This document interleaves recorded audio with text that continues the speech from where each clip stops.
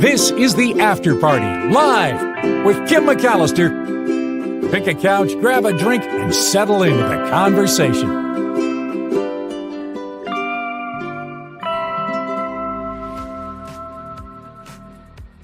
It is the After Party live on Friday, and that means At the Movies with Tim Sika is moments away. I think this might be the longest the Mark Thompson Show has ever run, and my huge apologies to everyone for keeping the show waiting and also for keeping my beloved Tim Sika waiting. I don't want to do that. So I'm going to get right to Tim Sika because I've kept him waiting long enough. And as always, boy, I love this guy. This is At the Movies with Tim Sika. Hi, Tim. Hi, Kim. How are you? Hi, good. How are you? I'm getting over a cold, which no. I can't seem to shake. I got felled by this thing on Monday, and I'm just getting my voice back. So if I sound kind of weird, that's why I'm sounding weird. I'm trying to get over this cold. Yeah. What a trooper for you coming on anyway. I just really appreciate it. We'll get right to it then, because the first movie you have for us is, I believe, Dracula.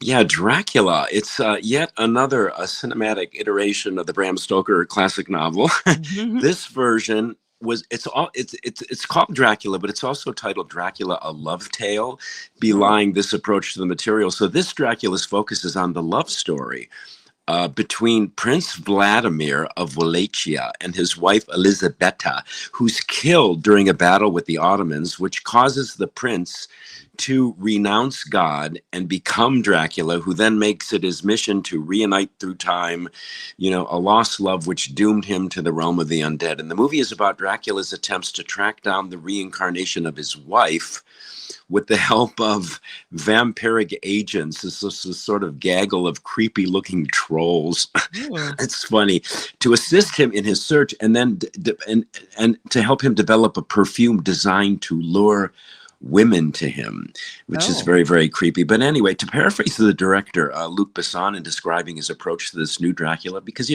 people are the first thing people say is like, why another Dracula? I mean, there's been so many Draculas. Well, he said it was a totally romantic one, this adaptation. And he felt that there was a romantic side in Bram Stoker's book that hasn't really been explored or exploited. So he wanted to make a love story about a man who waits for 400 years for the reincarnation of his wife. So his focus would be on what he felt was the true heart of the story, waiting an eternity for the return of love, which is nice, So after an intense and graphic prelude, which takes place in 1480 AD in Eastern Europe, we're hurtled 400 years later with Dracula making the rounds, sucking the blood out of the necks of all these women in search of his lost love and ensnaring Jonathan Harker, which is where the movie dramatizes familiar material. But anyway, what can I say about this movie? Caleb Landry Jones, who's an unusual looking guy, but he's a really great actor. He plays Dracula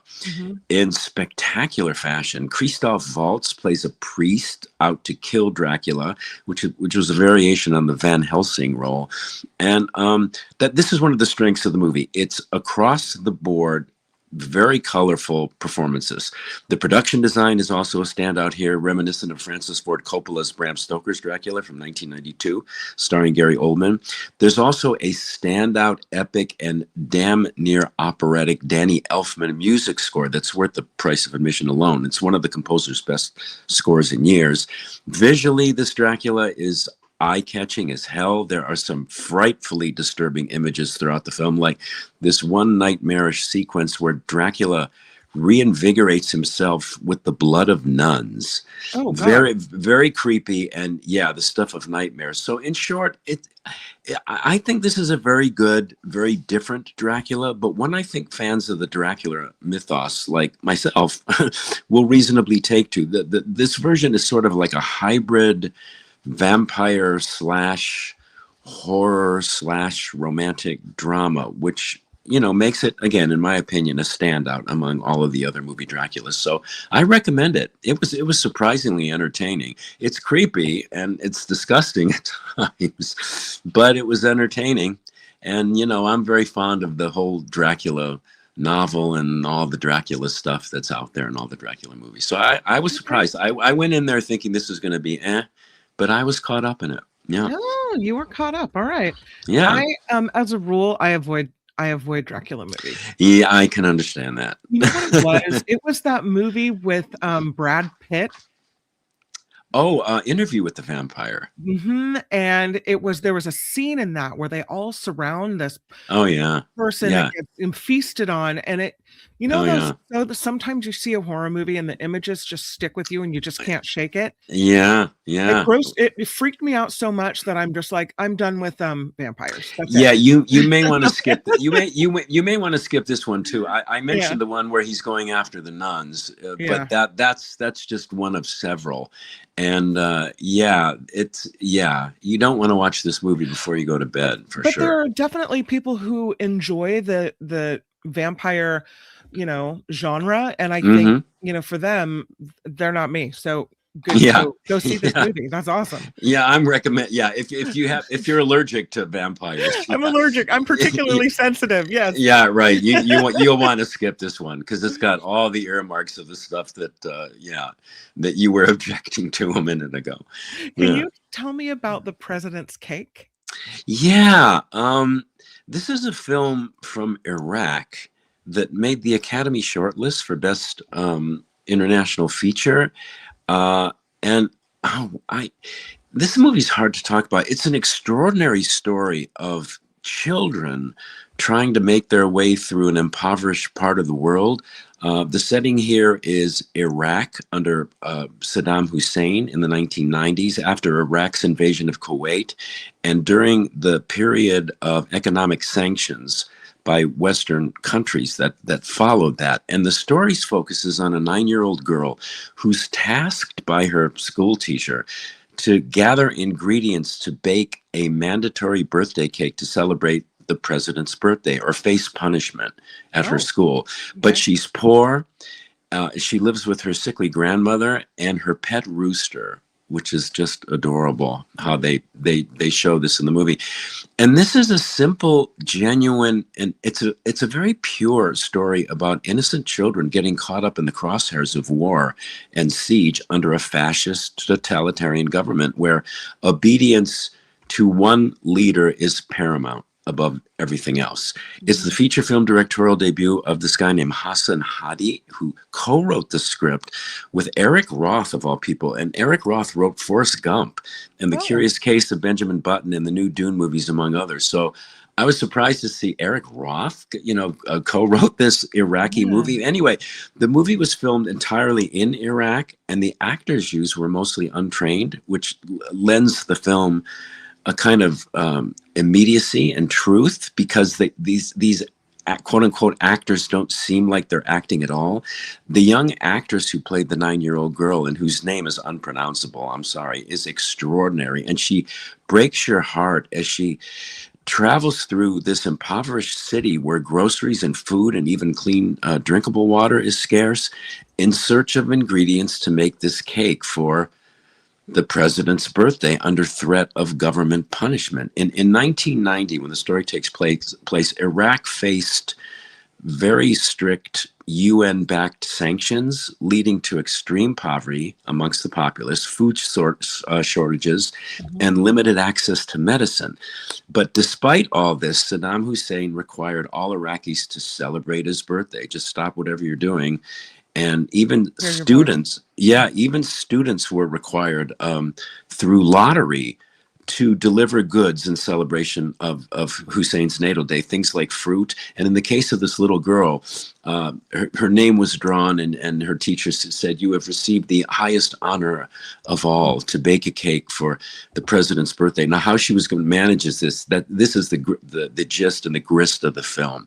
Yeah. So it's about her journey through the city, trying to find these ingredients. And I mean, she meets a lot of awful people, and it's a sad movie, but it's also a very moving film. It's a haunting film, one whose images on the face of these children just linger in your memory long after the credits roll. I was very affected by it, and I just thought it was a lovely, very touching film, and a real anti-fascist movie. I mean, it was clearly making a statement without waving flags and banners and things. It was it's very clear, that the filmmaker probably experienced this, probably lived under it.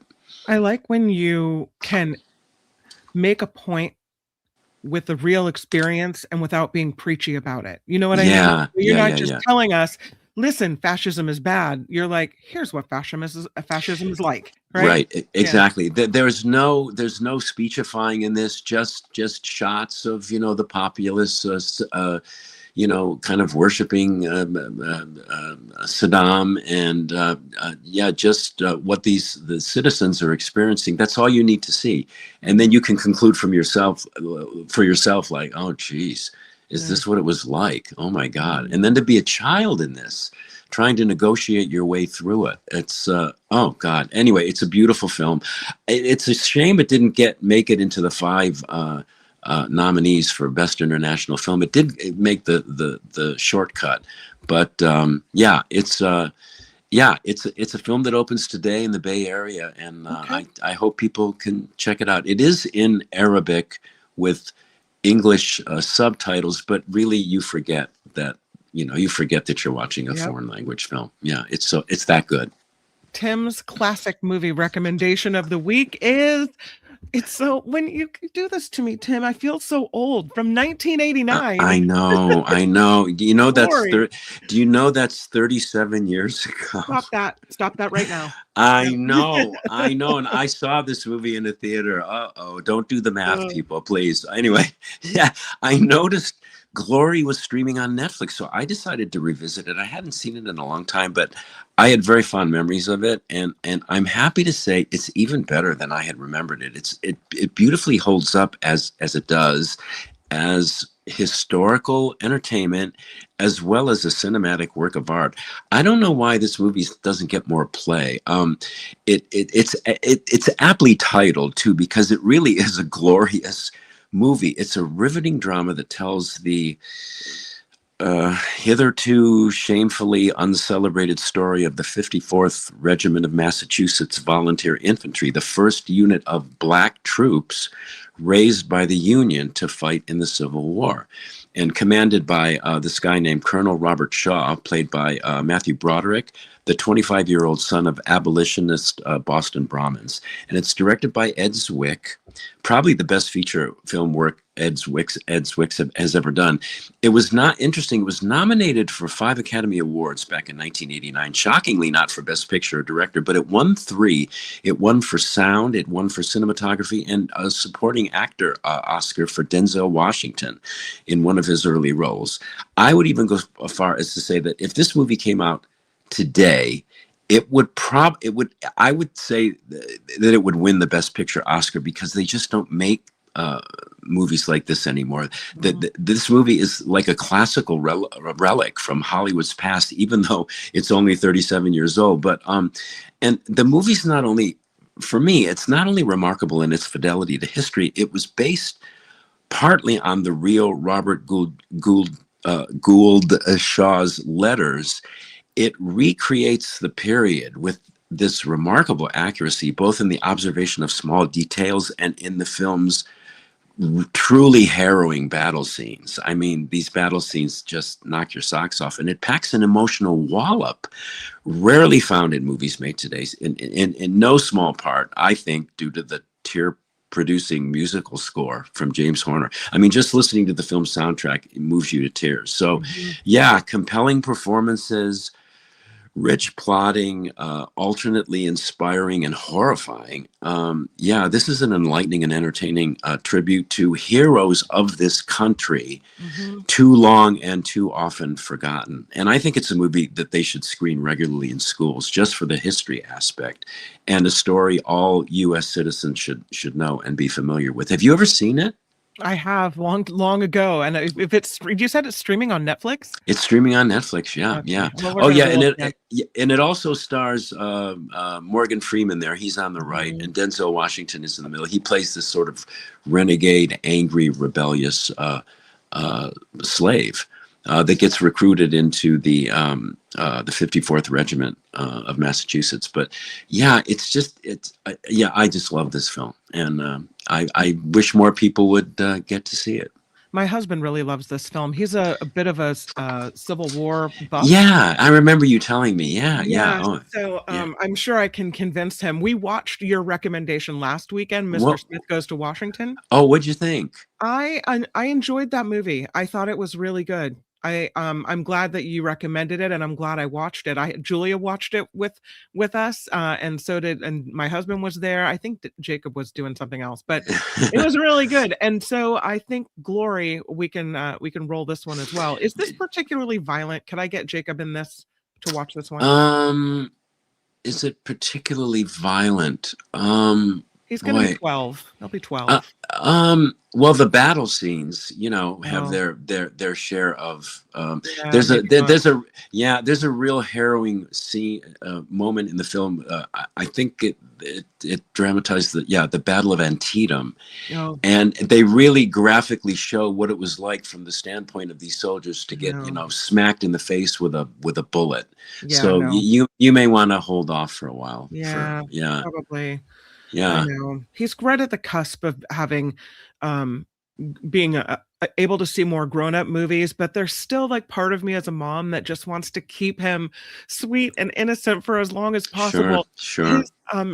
His account, like we have it set up where it Uh-huh. just now rolled to he can see PG-13 movies. Oh, And I okay. had to put some restrictions on that to say if you wanna watch a Yeah. PG-13 movie, you need to ask me first so I can look at it and see what movie you're trying to watch, because not all PG-13 movies are No. created the same.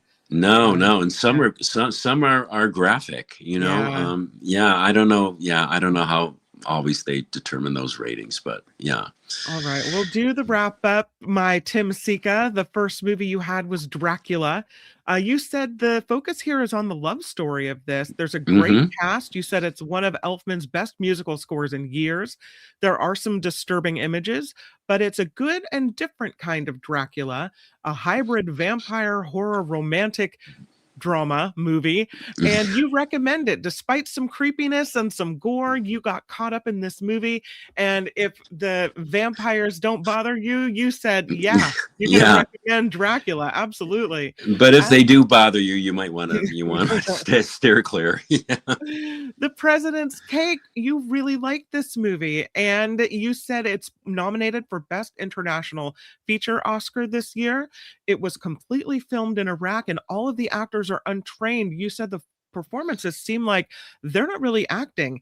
And you said the girl that plays the lead in this is so good. The movie you called haunting and moving, and it lasts with you. You said long after the credits roll, you were very affected by it.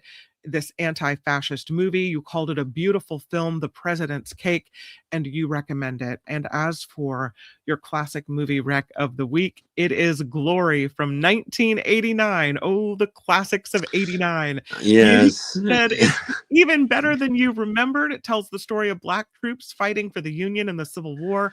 It got the Oscar for sound, for cinematography, and for Best Supporting Actor for Denzel Washington, right? Yeah, right. Yep. Yeah. And you said it recreates history with accuracy. It's emotional, it's inspiring, and the musical score really helps with that as well. That is Glory. It is streaming on Netflix, and that is At the Movies with Tim Sika. Woohoo! Woohoo! We'll do more movies next week when I Mhm. can catch up. Yeah, But we've yeah, been and sick, so I'm we give yeah, you a break on that one. yeah, I Yeah. appreciate it. Yeah. Yeah, but I didn't want to miss the opportunity to be with you on this Friday. So Aw, yeah. thanks, Tim. Oh, I you're hope you welcome. feel better. I'm glad you're on the mend. Yes, I am on the mend, which is a good thing, and I do have my voice back. Actually, I like the sound of my voice like this. It gives my voice a lot more body. More resonance, as they say Oh, in radio. there you Yeah, go. yeah. At the Movies with Tim Sika. Have a great rest of your weekend and feel better soon. Oh, thanks, Kim. I'll talk to you next week. Thanks a Bye. lot. Bye, Okay, Tim. bye. Bye. Bye. Bye. That's Tim Sika, everyone. At the Movies with Tim Sika happens round about 1:30 p.m. We're pretty religious about the time, but sometimes we get pushed back a little bit. 1:30 p.m. Pacific on Fridays. Tim is live, and I am so lucky because of it. At the Movies with Tim Sika. All right. Uh, there's not a lot of time in this day to get everything done we need to do, but there's this one story. Yes, that does appear to be the male member. Have you seen this carving? It's carved into a hillside in the UK. And this carving is called Cerne Abbas Giant. And now they're going to preserve it in perpetuity, at least for the time being. The National Trust has purchased the land around this sculpture or carving into the side of the hill, which will protect this chalk figure. They call it mysterious, and also the nearby wildlife for generations to come. They don't know exactly who carved this into the hillside. It's been there for generations, they say. Yeah, it's a 35-foot long erect phallus on this sculpture, which is 180 feet tall. And it's on this green hillside in southern England in the small village of Cerne Abbas in Dorset. So it's called the Cerne Abbas Giant. It was made by carving these trenches into the hill and then packing the trenches with chalk. You can see he's got a club in one hand. He's got some features on his face, and they did a big fundraising campaign so they could buy the land, the National Trust, and the land that is surrounding this figure. It's 341 acres they bought, and they call it the Giant's Lair. And they're going to try to improve access to this landmark, secure archaeological research sites, and provide opportunity for native species conservation in this area as well. The National Trust Director says they are so pleased to start 2026 with a powerful example of people coming together and raising the money to give nature the helping hand that it needs. The area, this plot of land where the giant is carved, was put up for sale in 2025. And so people banded together and raised 2.7 million with grants and bequests and contributions from everyone that wanted to help. They had a big fundraiser for the final 450,000 needed to buy the land, and they met its goal. Even other countries were involved in this: Australia, Japan, Ireland, Iceland, contributing to save this giant. A bit of a folk icon, brings interest from all spheres, and there's a mystical quality to it that piques a lot of people's interest. So the first written reference to this figure carved on this hillside came in the year 1694. There was a church warden that wrote about this giant. And so archaeologists have thought for many years that this is prehistoric. But then in 2020, they did an analysis and they found snail shells from species that didn't arrive in England until the medieval era. Then they tested some sand samples from the base of the trenches, and it narrowed the giant's creation to between 700 and 1100 CE. There was a study done in 2024 saying that and this is now a popular theory, that this figure is meant to be the mythological hero Hercules, that it may have been positioned on this hillside as a rallying point for troops battling the Vikings. Nah, they don't know, but that's a thought. And a lot of people are saying, yeah, that sounds believable. But now there's more surrounding land accessible. So they're going to, archaeologists, examine patterns of settlements and ritual activity around a broader area. So perhaps they will be able to find out more about who and where and the why behind this giant. They are restoring the grasslands. They're planting new woodlands. They're protecting the hazel gloves fungus, which only grows in the temperate rainforests in this area.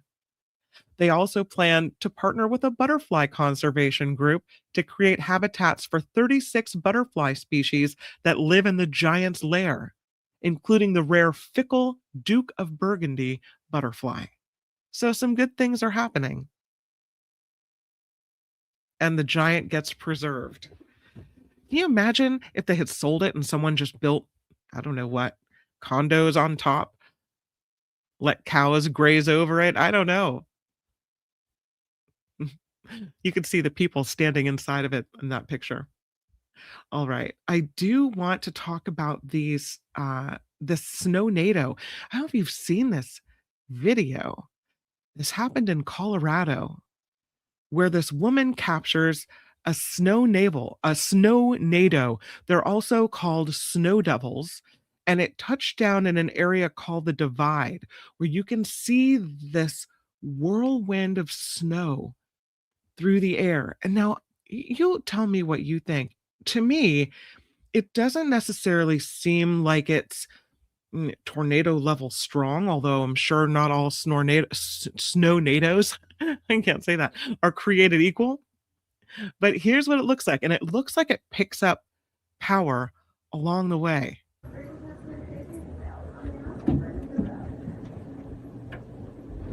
Let's see it.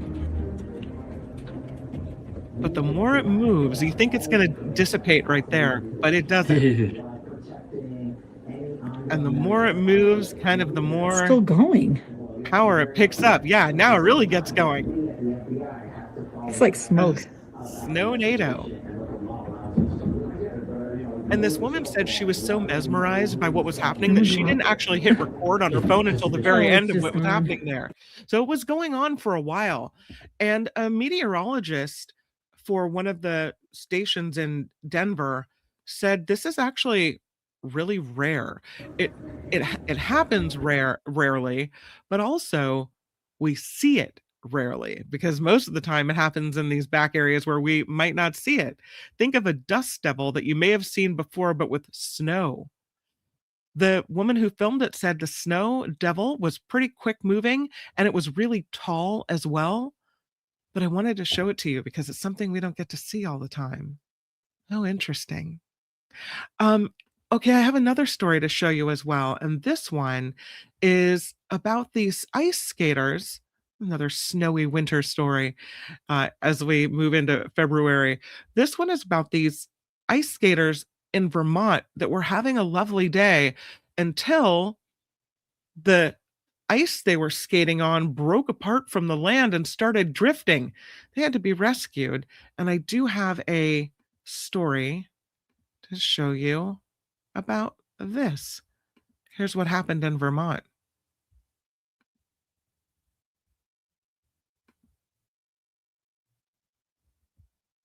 Thank you for joining us at 6. I'm Kiana Burks. Kat is on assignment. And I'm Darren Perrin. Ice skaters had to be rescued today after the ice beneath them split, leaving them stranded. Channel 3's Abigail Sachs was there for that rescue. Abby, how did it all go down? Yeah, Darren and Kiana, it was pretty stressful for us folks watching here on the sidelines as crews worked really quickly to get everyone back here safely. And thankfully, everyone was okay. Like a scene out of a movie, these Nordic ice skaters were out for a morning skate on this sunny Tuesday. But when they turned to come back, the ice sheet had separated from shore. We're a bit surprised that it happened so fast. Nick Vanderkloot and Chris Sussman were 2 of 5 skaters stuck out on the ice. They've been skating for years, so they were well prepared. No ice is safe, so being prepared with, layers and gear, poles to check the ice. The gap in the ice was only about 10 feet when they first noticed, but rapidly continued to open. I've been skating since I was 6, and so no, I've never seen anything like it, and so rapid. It was amazing how rapidly the thing widened. Neighbors and friends saw the lake open up and knew the group was out there. He said, "Are you guys okay, and do you need to be rescued?" And so we said, "Yeah, it'd be good if somebody could send a boat." Rescue crews used inflatable boats and kayaks to get to the skaters. It's a very laborsome type exercise, but when they train for this and they're prepared for this, we do have a great outcome where if you look behind you now, we have friends and family that are joined back together and everyone's safe. Lieutenant Paul Ravlin praised the skaters' preparedness, saying it made for a smooth rescue and a happy ending to a scary afternoon. No one was hurt. And in addition to being dressed properly and having extra gear for lake skating, rescue crews say to always carry a cell phone and to never go alone. Reporting live. And so there you have it. I thought it was interesting that they were stranded because the ice shelf broke apart, not because someone fell in. And I don't think you see that one happen every day. So I thought that was kind of interesting. I have another story for you, and it's about smart skin. This is a little bit creepy. I think kind of creeped me out. So, you know how octopi can change colors very quickly, all about camouflage, right? Well, in the lab, there have been researchers at Penn State that have been working to create this kind of synthetic skin, so smart skin. And they've developed now this new hydrogel material inspired by octopus skin that can encode images directly into its structure. And these images that they've managed to imprint into this synthetic skin can disappear and reappear when the skin is exposed to subtle changes in temperature surrounding solvent. The result, they say, is a 4D synthetic smart skin that is capable of revealing hidden images and shifting surface patterns. So they worked with the reason you're seeing Leonardo da Vinci's Mona Lisa is that's the image they used to encode into this material. If it's room temperature, you can't see the Mona Lisa in the smart skin. But when heat is applied, the hidden contrast sharpens until the image becomes clear. They're still working on it. It's still in development, but they said that this type of material could lay the foundation for synthetic adaptive camouflage. And that has potential military applications and beyond. They published a study on their development and their findings this week in the journal Nature Communications. Again, that's out of Penn State. It's called Impressive Engineering, that highlights the elegant complexity that nature has refined through millions of years of evolution. Biomimicry. Take what animals do and say, well, what if we could recreate that, right? So interesting. The scientists say they're starting to understand the complexity of octopus brains and their really interesting capacity to solve problems. When it comes to shape shifting, they said the process appears to be more instinctual than deliberate. And so they talk a little bit about how they do these tricks, squeezing into places, how they act and why they act in certain ways.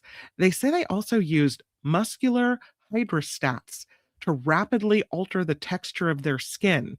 And so when you look at together the shape shifting and the skin changing, the features give octopuses an extraordinary dynamic range of appearance, which allows them to seamlessly blend into their surroundings. It's an intricate system of nerves and muscles, which allows these soft body organisms the ability to completely change their optical appearance. That's from the study. The researchers at Penn State were trying to recreate how octopuses camouflage and shapeshift. They were trying to do this in a lab. So they started by 3D printing this hydrogel serving as their canvas. It's called halftone encoded printing. So first, they had they translated an image into a binary grid of pixels where different patterns of ones and zeros corresponded to regions of the material with distinct physical properties, kind of like printing a newspaper. The density and distribution of the pixels created the illusion of light and dark areas. Then they encoded it directly into the hydrogel using controlled UV light during the printing process, kind of searing it directly onto the hydrogel canvas. They didn't add ink or pigment like a tattoo. The UV exposure programmed subtle differences into the material's internal structures. And so under normal conditions, the differences would be invisible to the naked eye. Then when you heat it up, the areas corresponding to the zeros and the one patterns respond totally differently. Isn't that interesting? I think we're well on our way to an invisible suit. I don't know. Seems like it to me. Maybe, maybe not. I don't know. I think I might have time for one more story. And how about we end it on a lighter note? Here's another ring. It was lost and 44 years later found.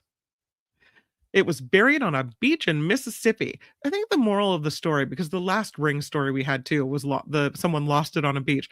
Just take off your jewelry that's a little loose before you go to the beach, right? This man from Mississippi lost his class ring during a trip to the beach in 1982. Oh, it was 1982, 44 years ago? They're killing me with this. First Tim with his 1989 classic movie, and now this. It was a Pass Christian high school class ring, and it was lost at the Pass Christian beach during a class party during this man's senior year of high school. He said, I searched, but I just couldn't find it. Name is Darian. He went back to the beach with the assistant principal, who offered to search with his metal detector, but they had no luck. Then, 44 years later, Darian gets a Facebook message from this man who said he found the ring while treasure hunting with his metal detector at the beach. He said, when I got this message, I was ecstatic, couldn't believe it because it's been 44 years. And it was found in the same spot where he lost it. He said, from the time I lost it, which would have been January and May of 1982, or between January and May of 1982 till now, we had 7 hurricanes and 5 tropical storms. So that ring's been through a lot, he said, not considering all the heavy equipment running up and down the beach. It is in excellent condition, just one small scuff on this ring. So I guess it's really weathered everything just fine. And now, 44 years later, Darian has the ring back on his finger. Well, I don't know. Might not still fit. Maybe it does. But he has it back. So that's good. All right. I do want to thank everyone who gathers, hangs out, spends this time with me Monday through Friday. You guys are amazing. I really just love this community. Sorry to see that Phineas has had some challenges over the last day or so. I do want to say thank you so much to Ms. Organic, who contributed to PayPal to help keep this show going. Wes also coming in today with a contribution to PayPal. Barbara H. with a recurring PayPal payment that pops through every month with $5. Mary Zane B. a recurring payment as well. Sheila M. Contributed yesterday. So thank you guys so much for supporting the After Party Live and helping to keep this show, the Mark Thompson Show, the Nikki Maduro Show rolling. I just can't tell you how much it means. So thank you so much for that. I'll take the picture of the ring down. All right. I hope you enjoyed it. I hope you have a great rest of your weekend. I will see you on Monday, where Gary Dietrich and Sarah Kenzier are set to be with us on the Mark Thompson Show, hosted by Mo Kelly on Monday. So it's going to be a really fun one, and I hope to see you there. But between now and then, please have a wonderful weekend. Make it a good one. Stay safe and warm and cozy, and I'll see you later. Bye, everybody. The After Party Live would like to thank the following contributors and viewers like you.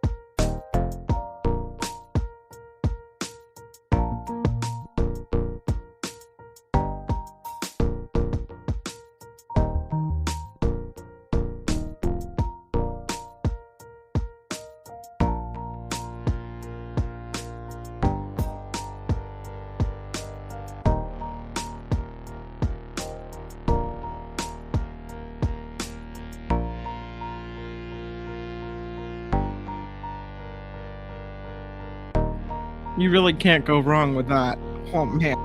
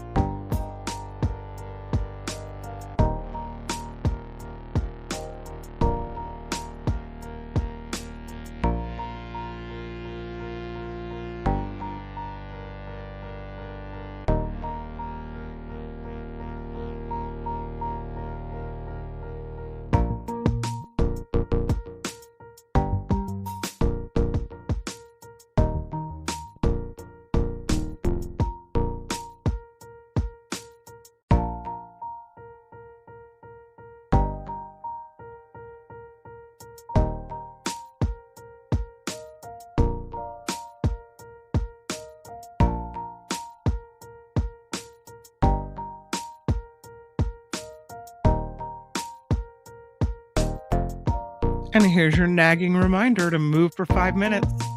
I want your life to be extended. Love you guys.